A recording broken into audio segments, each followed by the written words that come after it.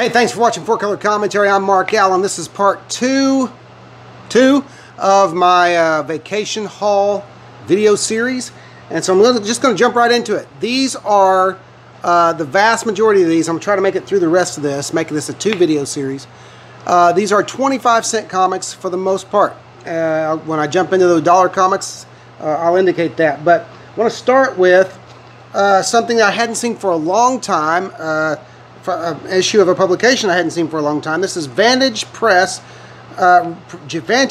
Release Review number 2 from April of 1994. This is one of the many comic book news magazines that were out at the time.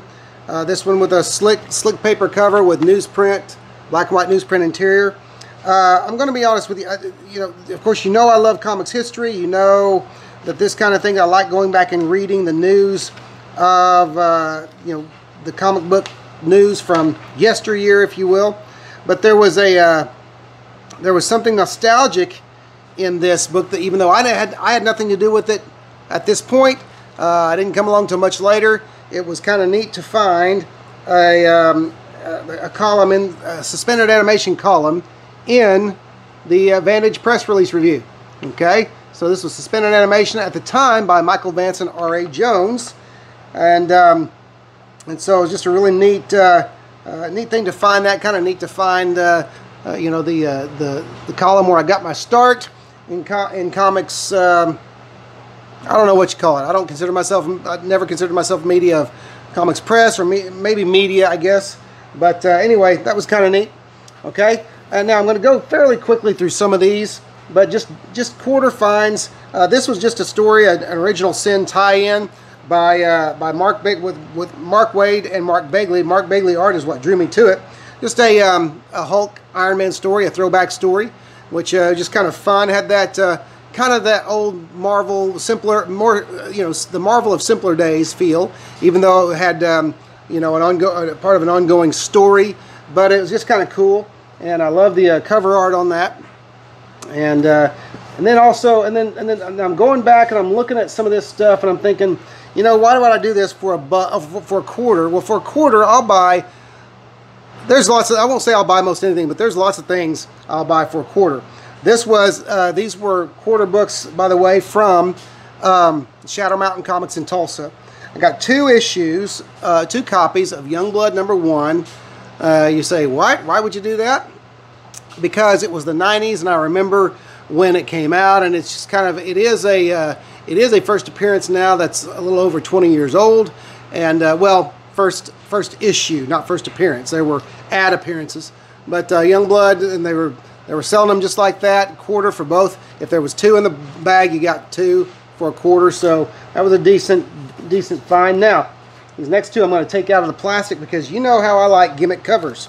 Well, I found one that for a quarter that people are still trying, and I emphasize, trying to sell for a lot more than this on eBay. And I don't see them going for much, but I did find Prime #1, the silver logo edition. Look at the shine. And got the, what is it, the ultra limited to 5,000 issues. That's not really ultra limited. 500 issues, that would be ultra limited. But anyway, so the kind of a cool find there, because I do love the shiny covers, you know me, and so that was kind of neat. And Prime was a decent book. Prime was at one time, man, Prime was hot, and now you can find first issues of Prime, even the ultra limited issues, in for a quarter, depending on where you look.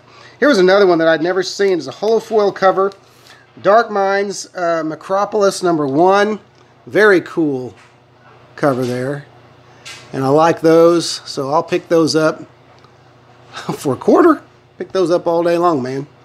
So anyway, look at the shine. Don't know what the story is, don't know anything about it, but great quarter pickup. And that is a heavy cardstock cover too, so I like that. All right, comics in the way of comics history, I picked this one up simply because it included some of the early work of all people, Jim Aparo. And I was interested, you know me, I'm interested in in comics history and stuff, but this was a strip collection of a strip called Stern Wheeler, #1. Okay, published by Spotlight Comics. What year was that? Published by Spotlight Comics in 1986, so the year of my high school graduation. So a little piece of history there because it recounts some of Jim Aparo's strip work, and so picked that up for $1. What else? ROM, I'm not going to take it out, but a ROM one-shot, it looks like Tales of the Soul Star Order, published by IDW, but with some Sal Buscema work in there. Inking work by Sal Buscema, which really, to me, shows on the cover. When I looked at the cover, I knew Sal had either laid it out or inked it. And so picked that up because there is some good ink work in there by Sal, and it was Sal on ROM again for the first time in forever. All right, you know I've been picking up Stormwatch comics, but the Warren Ellis work. So quickly, if I can, these are not in order, but I picked up a handful again, all for $1.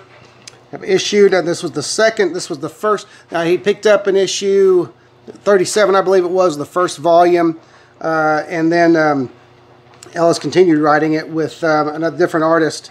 Brian Hitch still did some work, I think, and I guess he was the main artist in it, even in volume 2. But anyway, got #2 of volume 2. Again, these are not going to be in any order. I should have ordered them, but I didn't. And #7. All quarter books, so I consider these great finds. #8. #9.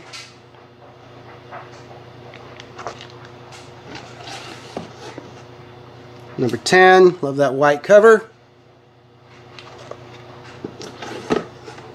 And there's #6. Like I said, they're out of order. #11. Great Brian Hitch covers on those. #3. I'm looking for #1. Need #1 of volume 2. #4. And #5. And then a very cool, kind of an homage cover, only in design, I think, to the EC, the old EC comic, the old EC books. Issue #44. This would be from the volume 1, obviously, but issue #44, and got 2 copies of that for $1. Okay, and so that's kind of cool, and so great quarter finds there. All right, more quarter books found. I had the Sharkman.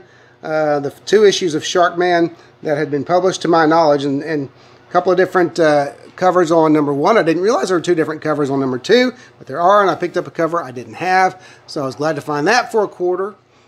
Quarter books, they're still around out there, folks. You can still find quarter books. Now, a series that was a lot of fun back in the day, and again, I just need issue #1 now, but I found is the first volume of Quantum and Woody, by Acclaim Comics, issue #2. This book always, every month, gave me a laugh. Okay, I loved Quantum and Woody.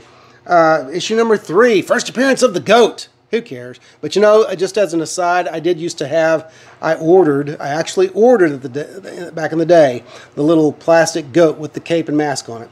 Okay, because I loved that series so much. I don't know where that goat is today, but I don't have it anymore. Issue #4. You know what? Actually, I say that. I may have the goat somewhere in a box. Okay? But who knows? Issue #5. Well, the premise of this story was you had this duo of superheroes. One was very serious and taking the job very seriously. The other, not so much. Okay? And so it just made for an interesting pairing and lots of laughs. Issue #6. A Fantastic Four cover homage there. I'm not sure, I can't remember which issue, but I know it's a Claw issue. Okay, so that's a cool homage cover. Issue #7. All these quarter books again, great stuff. Issue #8. All in good shape too. These are actually without bags and boards and still in very nice shape. Issue #9. Got the Troublemakers making a guest appearance there. I never read a single issue of the Troublemakers. Did anybody out there ever read the Troublemakers? Let me know what you thought about it. And then issue #10. So if I could just find issue 1 I'd have a lot of fun reading those 10 issues. All right. Speaking of indie, indie titles. A lot of these are indie titles. Came upon another, some more of a run I've been trying to reacquire. Let me put them kind of in order here, and then I'll go through those in order. Beautiful work on these, cover-wise as well as interior-wise. I'll just give you a hint by a wonderful comic book writer and artist named Matt Wagner. And so, these in order. There's holes in them. I mean, there's holes in the run, and I'm looking to get more, but anyway, this adds to my run. So we have Mage, the Hero Discovered, which is the first volume, issue number 8, issue number 9. Beautiful covers, beautiful covers. Issue number 10. Gotta love Matt Wagner's work. Guess you don't have to, but issue number 11. Creepy creature arm coming around the corner there. Issue number 13. So missing 12 there. Got to find 12. The good thing about this series, though, is I do have issue number 1. I think maybe more than one copy. Issue 14.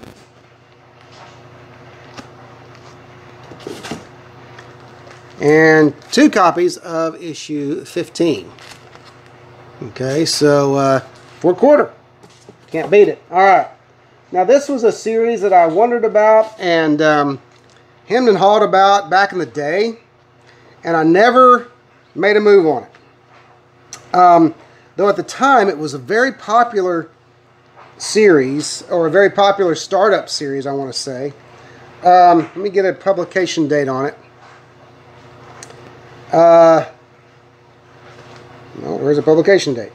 It's very, very much inspired by Iron Man as a character.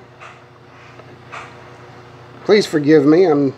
Anyway, I'll just say early 2000s. These were early 2000s, I believe. This is Zoom Suit, and I never pulled the trigger on this series. Generally because of the price point and ordering them online, because there was a time when you could only order them on the internet, if I remember correctly. But that's an homage cover to an Iron Man cover, and I don't remember what issue again, but you know me and issue numbers. The general knowledge is there, but the specifics are not there. So there's, and one of the great things about this is all the variants. Here is another. Now this one I'm not sure. It is the price. The price box up here says 12 cents. Well, it wasn't 12 cents, but 2005. Okay, so there's 2005. There's a publication, but that was obviously an homage. Someone might be able to tell me what cover that was an homage to. Okay, but Zoom Suit number 1, another variant. Okay, another variant. Cover, Zoom Suit number 1. Got these all for a quarter a piece. Heavy cardstock cover, expensive, slick paper. These were higher quality than most Marvel and DC books that were coming out at the time. Okay, and so and then lastly, my favorite homage cover of Iron Man number 100. That one right there, and love that. And great, nice, clean cover in good shape. That one has some of the variant covers on the back and then an advertisement, but great stuff there. And so anyway, and there were a few more variant covers out there, and since I got these for a quarter a piece, I thought it might be worth seeking out. All right, I also caught a couple of books for a quarter that were just nice to catch because of the price point, but also because of the early work of a great artist. I have to be careful with some of his work. Some of it tended toward not adult, but R-rated type stuff as far as violence, and but this is early work of Tim Vigil, Grips number 2. I have Grips number 1 and Grips number 4. Okay, it's mostly just very gritty crime stuff, and you know, violent stuff, violent material. Okay, a couple of these I bought for $1. I thought these were great to have for $1. These are doing nothing on the back market, really. And it's surprising when you consider that a very, very popular variant cover artist today, J. Scott Campbell, his first published work as a fan is in this book. He wrote a letter to this comic and got it published, and published with some fan art. And so here it is. It is a Savage Dragon #3 from Volume 1. And so there's the so I found 2 of those, however. 2 of those, okay, for $1 a piece. And so that was great. Now show you the first issues of Youngblood for $1. Also went ahead and got Wildcats. I thought, why not just get a set of early Image here. Got the first issue of Cyberforce.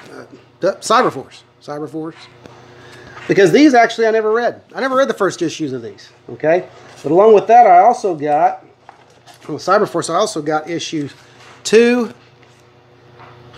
3, and 4. Of course, you know how I love the bling, and there's the shiny goodness on Cyberforce #4. All right, a few more $1 books that I got from. And I think I'm going to just finish up with these, do the dollar books later. A few $1 books I got that are mostly reading. Well, the readers are, there's some couple of readers and there's some that are better shape, but I got these from off the $1 shelf at Comic Empire of Tulsa. So Amazing Spider-Man #350. $1 book, $1 shelf. Marvel Age, another Marvel Age #50. Great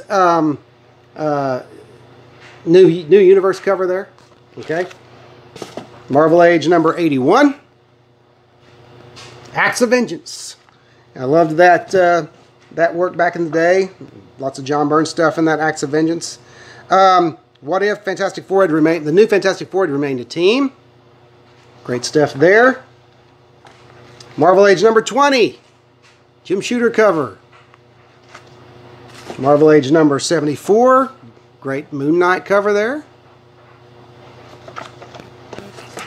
Wolverine #134. Wolverine takes on, it looks like the whole Marvel Universe, or close, a lot of the Marvel Universe. So anyway, that looks like it'll be fun to read. And then finally, surprisingly, a copy of Fantastic Four #164 for $1. Not in the best of shape, but everything's still there, all attached.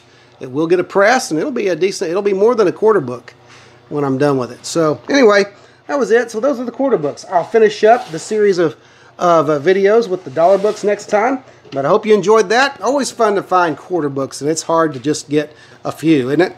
And so anyway, hey, listen, if you haven't subscribed, go ahead and do that. And hit the like button so that you get notification, or hit the bell, I should say, so you get notifications when there's new videos. Otherwise, thanks for watching 4Color Commentary, and we'll see you next time.